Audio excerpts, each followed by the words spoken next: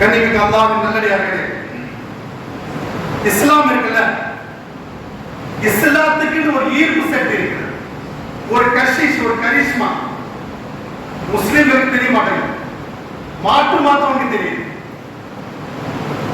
இஸ்லாம் என்பது சாதாரண மார்க்கம் அல்ல சகோதரர்களே, மிகப்பெரிய ஒரு ஈர்ப்பு சக்தி கொண்ட மார்க்கம் தான் இஸ்லாம்.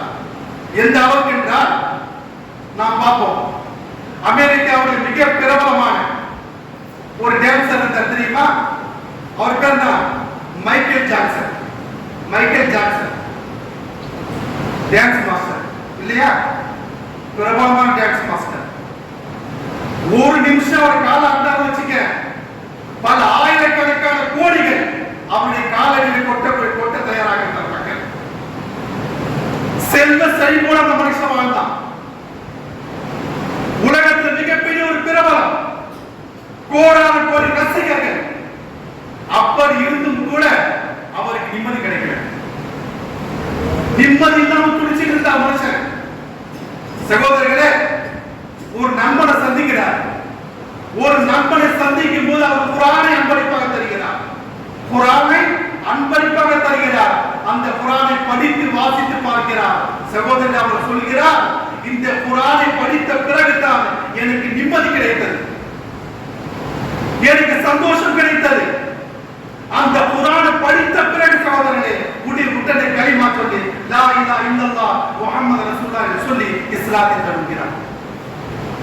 எப்படிப்பட்ட மனுஷங்க, எப்படிப்பட்ட மனுஷன்! கோடான கோடி ரசீது வைத்திருந்தார். கோடான கோடி செல்வங்கள் அவர் காலடி கொட்டப்பட்டது. அப்படி இருந்து அவர் சொன்னார், எனக்கு எங்க போனால் நிம்மதி இல்லை, குர்ஆனை தொட்ட பிறகு நிம்மதி கிடைத்தது. பாருங்க எப்படிப்பட்ட ஒரு விஷயம். இஸ்லாம் ஒரு மனிதனை எப்படி ஈர்க்குது பாருங்க. இஸ்லாத்தை எப்படி கஷிச்சிருக்கு பாருங்க. அதே போன்று தான் அன்பானவர்கள் எந்த அளவுக்கு என்றால், இஸ்லாம் அதாவது உலகத்தில் அமெரிக்காவில் ஒரு பிரபலமான ஒரு குத்து சண்டை வீரர் மைக் டைசன் இருந்தார்ல, எல்லாருக்கும் தெரியும். பிரபலமான மனுஷன், எல்லா வசதியும் அவருக்கு இருந்துச்சு, ஆனா நிம்மதி மட்டும் இல்லை. சகோதரர்களே, அவரும் அப்படித்தான் திருமறை குர்ஆனை வாசித்து பார்க்கிறார். திருமறை குர்ஆனை வாசித்த பிறகு அதே இடத்திலே கலிமா சொல்கிறார், லா இலாஹ இல்லல்லாஹ் முஹம்மது ரசூலுல்லாஹ். கலிமா சொன்ன பிறகு சகோதரர்களே, அதிகமாக காபத்துல்லாஹ்விலே தவாப் செய்து கொண்டிருக்கிறார். எந்த சக்திக்கு இது? குர்ஆன் படிக்கலையா? அவங்க குர்ஆன் படிக்கிறாங்க. எப்படி இஸ்லாம் தவறான் பாருங்க. அதே போல கிரிக்கெட் வீரர் யூசுப் ரியானா தெரியல, அவரும் அப்படியே போட்டுதான் குர்ஆனை வாசித்து பார்த்து சகோதரர்களே, யூசுப் முகமது யூசுப் என்ற பெயர் மாற்றிக் கொள்கிறார். எப்படிப்பட்ட பிரபலங்கள்! அதே போன்று தான் நூற்றுக்கணக்கான விஞ்ஞானிகள், அதே போன்று தான் ஆயிரக்கணக்கான பாதிரியார்கள். நாம் ஏதாவது சொல்கிறோமா? குர்ஆனை படிக்கிறார்கள், குர்ஆனை வாசிக்கிறார்கள், குர்ஆனை புரிந்து கொள்கிறார்கள், இஸ்லாத்தை தழுவுகிறார்கள். சகோதரர் சிந்தித்து பாருங்க, அவர்கள் படித்தவுடனே குர்ஆன் அவர்கள் எப்படி ஈர்க்கிறது பாருங்க. குர்ஆனை கஷிச்சு பாருங்க, குர்ஆனை கரிஷ்மாவை பாருங்க.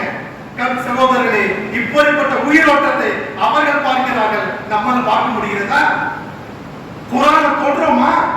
குர்ஆனை ஓதுகிறோமா? சகோதரர்கள், ஒரு வீட்டுல குழந்தைகளா இருப்பாங்கல்ல, தாய் நாசாவுக்கு தெரியுமா, ஏதாவது காசு பணத்தை ஒளிச்சு வைக்கணும்னா குர்ஆன் வச்சிருவாங்க. ஏன்னா வீட்டுல இருக்கிற எல்லா இடத்தையும் தேடுவான், ஆனா குர்ஆன் மட்டும் திறந்து பார்க்கறது இல்லை. விளையாட்டுக்கு கூட குர்ஆனை திறந்து பார்க்கறது இல்லை. அந்த மாதிரி நிலைத்தான் சகோதரி இருக்கிறோம். ஏன் என்று சொன்னால், குர்ஆன் இருக்கிற சாதாரண விஷயம் அல்ல, மறுமை நாளில் மிகப்பெரிய ஒரு பொக்கிஷமாக குர்ஆன் மாறும். இந்த கஷிஷை அவர்கள் பார்க்கிறார்கள், இஸ்லாத்தை தழுவுகிறார்கள்.